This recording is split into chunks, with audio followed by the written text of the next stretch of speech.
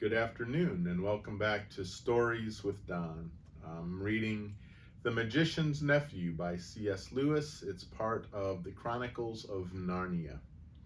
And today we are on chapter 4, and it is entitled The Bell and the Hammer. There was no doubt about the magic this time. Down and down they rushed, first through darkness and then through a mass of vague and whirling shapes which might have been almost anything. It grew lighter. Then suddenly they felt that they were standing on something solid. A moment later, everything came into focus and they were able to look about them. "What a queer place," said Diggory. "I don't like it," said Polly with something like a shudder. What they noticed first was the light. It wasn't like sunlight, and it wasn't like electric light, or lamps or candles, or any other light they had ever seen. It was a dull, rather red light, not at all cheerful. It was steady and did not flicker. They were standing on a flat paved surface, and buildings rose all around them. There was no roof overhead. They were in sort of a courtyard. The sky was extraordinarily dark, a blue that was almost black. When you had seen that sky, you wondered whether there should be any light at all. "It's very funny weather here," said Diggory. "I wonder if we've arrived just in time for a thunderstorm or an eclipse." "I don't like it," said Polly. Both of them, without quite knowing why, were talking in whispers. And though there was no reason why they should still go on holding hands after their jump, they didn't let go. The walls rose very high all around that courtyard. They had many great windows in them, windows without glass, through which you saw nothing but black darkness.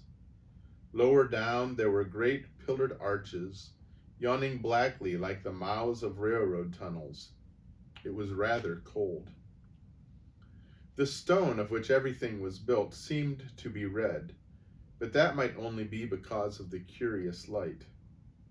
It was obviously very old. Many of the flat stones that paved the courtyard had cracks upon them. None of them fitted closely together, and the sharp corners were all worn off. One of the arched doorways was half filled up with rubble. The two children kept on turning round and round to look at different sides of the courtyard. One reason was that they were afraid of somebody or something looking out of those windows at them when their backs were turned. "Do you think anyone lives here?" said Diggory at last, still in a whisper. "No," said Polly. "It's all in ruins. We haven't heard a sound since we came." "Let's stand and listen for a bit," suggested Diggory. And we have a picture.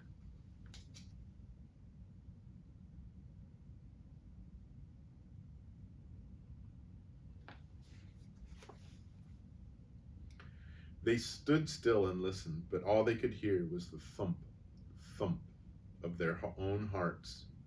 This place was at least as quiet as the wood between the worlds, but it was a different kind of quietness. The silence of the wood had been rich and warm. You could almost hear the trees growing and full of life. This was a dead, cold, empty silence. You couldn't imagine anything growing in it. "Let's go home," said Polly. "But we haven't seen anything yet," said Diggory. "Now we're here, we simply must have a look around." I'm sure there's nothing at all interesting here. There's not much point in finding a magic ring that lets you into other worlds if you're afraid to look at them when you've got there." Who's talking about being afraid?" said Polly, letting go of Diggory's hand. "I only thought you didn't seem very keen on exploring this place." "I'll go anywhere you go." "We can get away the moment we want to," said Diggory. "Let's take off our green rings and put them in our right hand pockets. All we've got to do is to remember that our yellow are in our left-hand pockets. You can keep your hand as near your pocket as you like, but don't put it in or you'll touch your yellow and vanish. They did this and went quietly up to one of the big arched doorways which led into the inside of a building. And when they stood on the threshold and could look in, they saw it was not so dark inside as they had thought at first. It led into a vast shadowy hall which appeared to be empty. But on the far side there was a row of pillars with arches between them, and through those arches there streamed in some more of the same tired-looking light. They crossed the hall, walking very carefully for fear of holes in the floor, or of anything lying about that they might trip over. It seemed a long walk. When they had reached the other side, they came out through the arches and found themselves in another and larger courtyard.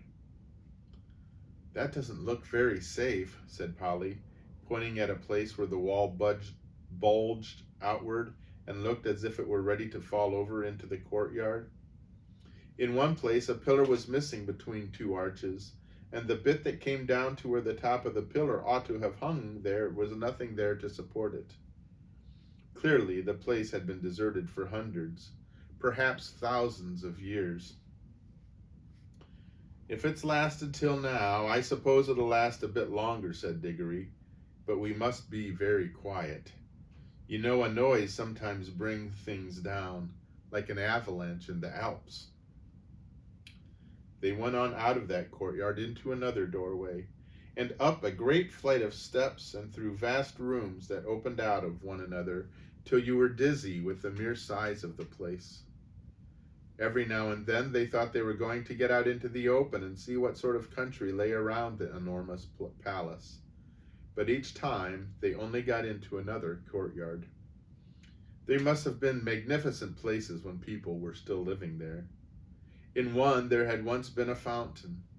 A great stone monster with widespread wings stood with its pipe open, and you could see a bit of piping at the back of its mouth, out of which the water used to pour.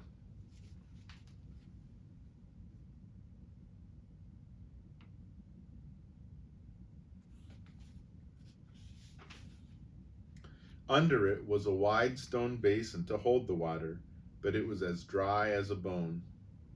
In other places there were the dry sticks of some sort of climbing plant which had wound itself around the pillars and helped to pull some of them down, but it had died long ago.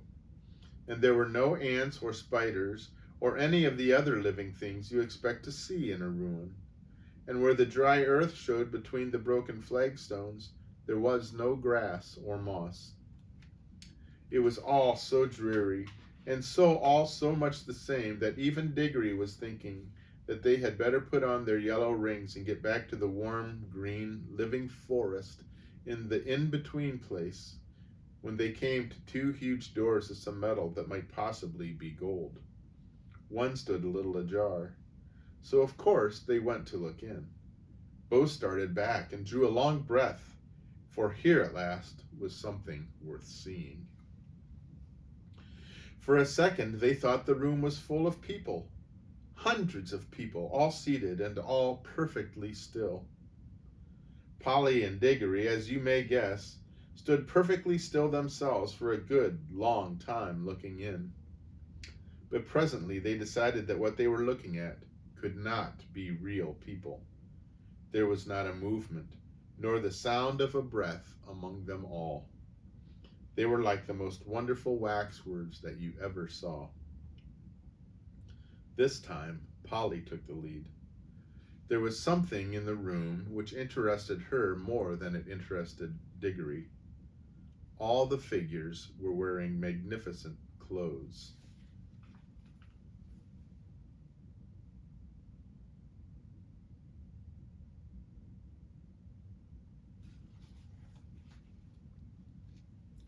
If you were interested in clothes at all, you could hardly keep going in to see them closer, and the blaze of their colors made this room look not exactly cheerful, but at any rate rich and majestic after all the dust and emptiness of the others. It had more windows too, and was a good deal lighter. I can hardly describe the clothes. The figures were all robed and had crowns on their heads. Their robes were of crimson and silvery gray, and deep purple and vivid green, and there were patterns and pictures of flowers and strange beasts in needlework all over them. Precious stones of astonishing size and brightness stared from their crowns and hung in chains round their necks, and peeped out from all the places where anything was fastened. "Why haven't these clothes all rotted away long ago?" asked Polly. "Magic," whispered Diggory. "Can't you feel it? I bet this whole room is just stiff with enchantments. I could feel it the moment we came in." "Any one of those dresses would cost hundreds of pounds," said Polly. But Diggory was more interested in the faces, and indeed these were well worth looking at. The people sat on stone chairs on each side of the room, and the floor was left free down the middle. You could walk down and look at the faces in turn. "They were nice people, I think," said Diggory. Polly nodded. All the faces they could see were certainly nice. Both the men and women looked kind and wise, and they seemed to come of a handsome race. But after the children had gone a few steps down the room, they came to faces that looked a little different. These were very solemn faces. You felt you would have to mind your P's and Q's if you ever met living people who looked like that. When they had gone a little further, they found themselves among faces they didn't like. This was about the middle of the room.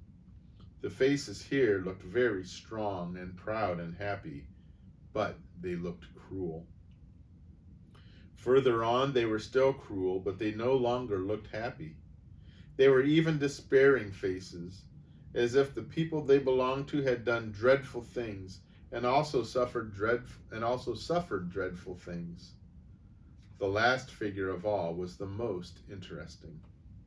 A woman, even more richly dressed than the others, very tall, but every figure in that room was taller than the people of our world, with a look of such fierceness and pride that it took your breath away. Yet she was beautiful too. Years afterward, when he was an old man, Diggory said he had never in all his life known a woman so beautiful. It is only fair to add that Polly always said she couldn't see anything especially beautiful about her. This woman, as I said, was the last, but there were plenty of empty chairs beyond her, as if the room had been intended for a much larger collection of images. "I do wish we knew the story that's behind all this," said Diggory. "Let's go back and look at that table sort of thing in the middle of the room." The thing in the middle of the room was not exactly a table. It was a square pillar about 4 feet high, and on it there rose a little golden arch from which there hung a little golden bell. And beside this there lay a little golden hammer to hit the bell with. I wonder, I wonder, said Diggory. "There seems to be something written here," said Polly, stooping down and looking at the side of the pillar. "By gum, so there is," said Diggory. "But of course we shan't be able to read it." "Shan't we? I'm not so sure," said Polly. They both looked at it hard, and as you might have expected, the letters cut in the stone were strange. But now a great wonder happened, for as they looked, though the shape of the strange letters never altered, they found that they could understand them. If only Diggory had remembered what he himself had said a few minutes ago, that this was an enchanted room, he might have guessed that the enchantment was beginning to work. But he was too wild with curiosity to think about that. He was longing more and more to know what was written on the pillar, and very soon they both knew. What it said was something like this. At least this is the sense of it, though the poetry, when you read it there, was better. "Make your choice, adventurous stranger. Strike the bell and bide the danger, or wonder till it drives you mad what would have followed if you had. No fear, said Polly. We don't want any danger. Oh, but don't you see it's no good, said Diggory. We can't get out of it now. We shall always be wondering what else would have happened if we had struck the bell. I'm not going home to be driven mad by always thinking of that. No fear. Don't be silly, said Polly, as if anyone would. What does it matter what would have happened? I expect anyone who's come as far as this is bound to go on wondering till it sends him dotty. That's the magic of it, you see. I can feel it beginning to work on me already.